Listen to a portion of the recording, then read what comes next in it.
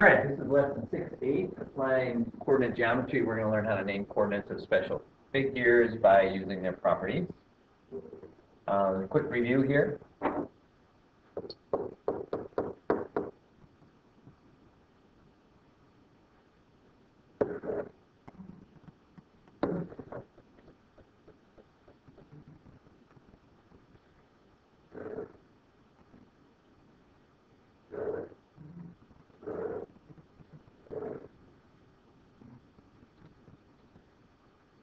All right, one of the reasons we're going to do this is so that we can use this coordinate idea to prove things. So we just basically need to learn how to make these coordinates, and drawing the pictures on the coordinate grid in a certain way really helps with that. So what are the coordinates of the vertices of the figure below? ABCD is a rectangle with height B and width 2a. The x-axis bisects AB and BC, and the y-axis bisects AB and DC. So we're going to write these coordinates out, A, B, C, and D, and we're going to use the information here. The height is, so ignore the grid lines. The grid lines are not to scale, not to a scale of 1. So the height is B, so we know that this distance here on this side is B, so is this distance here. And the width is 2a, so the entire width is 2a. Now I'm going to split that up because the y-axis splits it right down the middle. So think about this. On each side of that, if it's 2a this entire distance, then this distance is a here and this distance is a here. And then we can use that information to help write our coordinates. Okay, so if I look at, let's start with C. C, this distance from there to there is A. And that's the horizontal distance, which is the x-coordinate. And then the distance up, well, here's 0, 0 right here, so it's split that way also. So I need to look at the distance this way from there to there. And that distance is 1/2 of B, but it's in a down direction. So we're going to put negative 1/2 B for that. All right, and then from there, a lot of the other coordinates will be very similar to that. B, the distance over is the same. It's A, and it's in a positive direction, so A. And then the distance up is up 1/2 B. So that's coordinate B. Coordinate C. Okay, now we're going to, oops, I kind of messed that up. We started with C, didn't we? Let's change that around. That was C, first one. Now we're at A, okay, and D. I'm going to do D first. D, we have to go to the right, or to the left, at A units. So on the x-axis, that's going to be negative A. And then we need to go down 1/2 of B, so negative 1/2 B.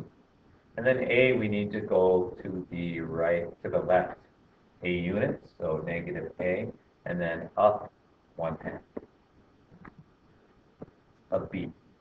All right, so that's kind of the idea there, and it helped out that we put that rectangle, we split it up, having the y-axis go right down the middle, and having the x-axis go right down the middle.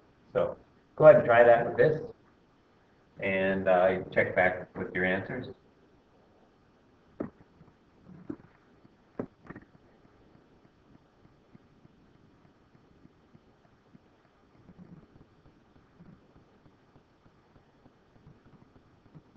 So why is it helpful that one side of the rectangle is on the x-axis and the figure is centered on the y-axis? That helps so that the x-coordinates are opposite of each other, are the opposites. And then the y-coordinates are the same as the height.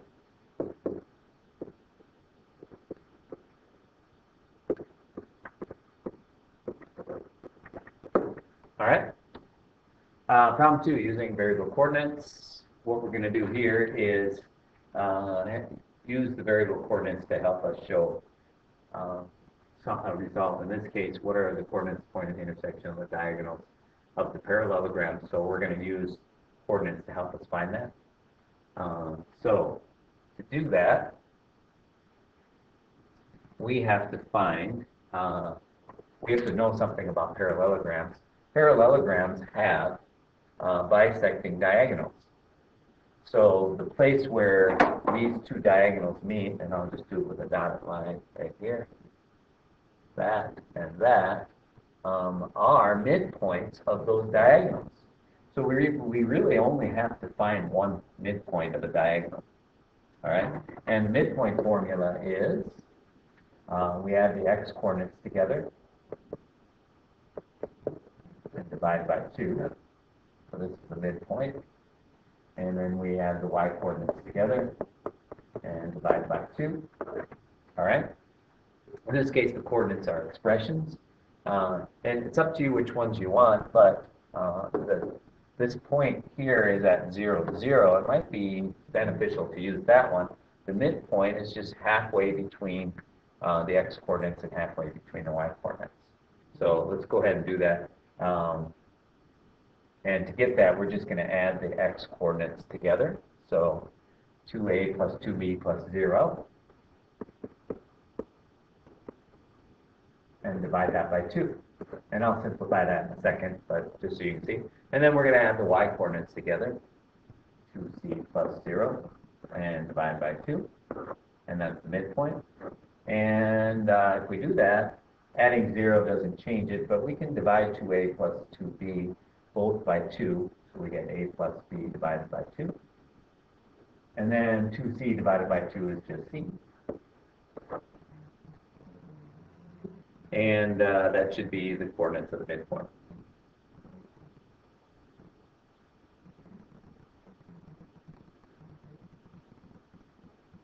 Oops.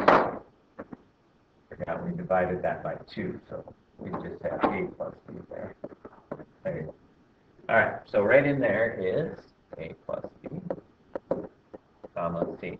And just as a check, we could find the midpoints the other way by doing these, and we should get the same thing.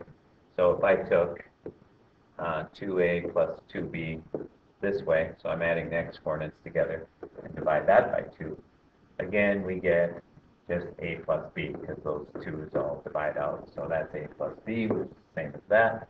And then if I add the y-coordinates together, I get 2c plus 0, divided by 2, and 2c plus 0 divided by 2 is just c. All right. So go ahead and try the next problem so you can get that.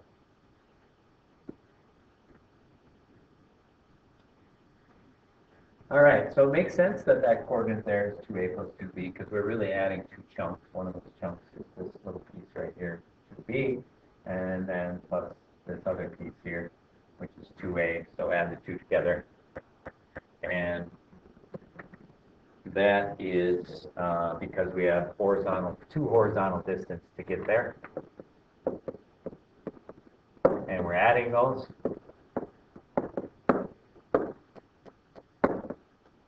And those two horizontal distances are 2a and 2b. All right. You can use coordinate geometry to prove things. And that's kind of what we're going to do here. We're going to plan a coordinate proof of this.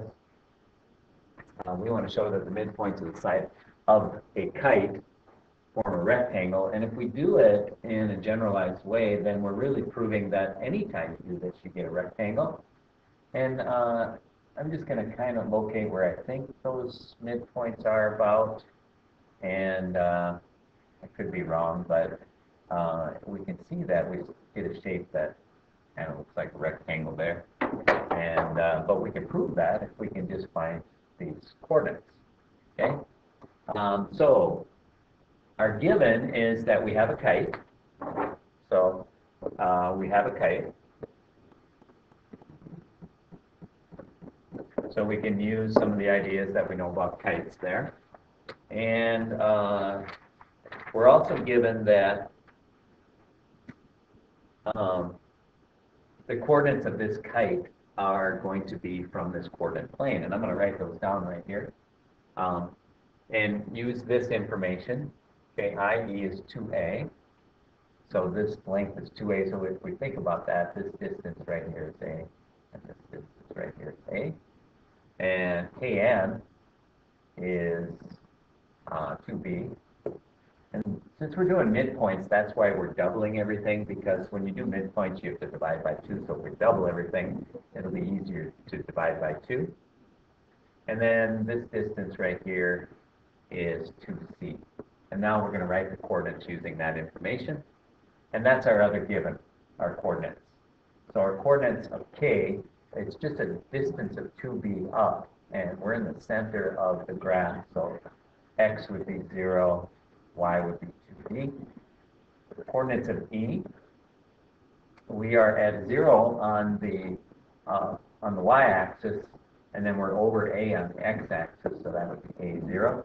We might as well do this one now, just the opposite of that, the opposite of a0. And then down here at t, we are going down to c. So that would be the y-coordinate would be negative 2c, the x-coordinate is 0. So those are our coordinates we're going to use. And now to find the coordinates of the midpoint, we have to use the midpoint formula. I'll just put those in here. And I think I'll just write them there. Let's call these coordinates A, B, C, and D. So those are the midpoints, and I just kind of guessed about where they are. But I'll write those down here. So here are my midpoints. A. Let's find midpoint A. All right. So midpoint A is halfway between this one and this one.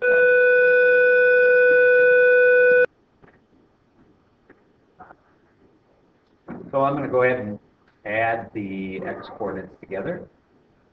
That would be this, negative a plus 0, and then negative a, and then divide that by 2.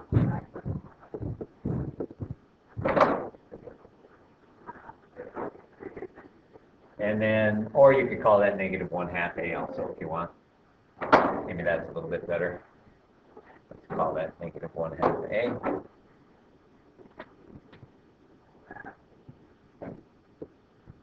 And then add the y-coordinates together. That's this 0 and 2b. So that would be 2b divided by 2 is just b. Okay. Now b is add the right here. 0 plus a is a divided by 2 is 1/2 a. And then the c coordinates, 2b plus 0 is 2b divided by 2 is b. And then for c, I'm halfway between a, there, and 0. A plus 0 is a divided by 2 is 1/2 a.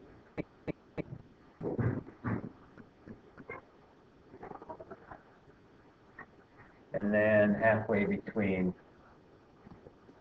0 and negative 2c is negative 2c divided by 2 is negative c. And then the last one, d, let's do halfway between negative a and 0, that'd be negative a divided by 2, which is negative 1/2 a. And 0 plus negative 2c is negative 2c divided by 2 is negative 1c. All right, so those are our midpoint coordinates. Now, we want to know that this is a rectangle. And to know it's a rectangle, there's a couple ways you can do it. You can prove that they're 90-degree angles, which we really can't do on a coordinate plane. We can prove that opposite sides are congruent, but we need a little bit more than that. The easiest way is to prove that the diagonals are equal at this one, assuming we have a parallelogram. and we'll talk about that in a second. We may have to show that we have a parallelogram also, and we can do that.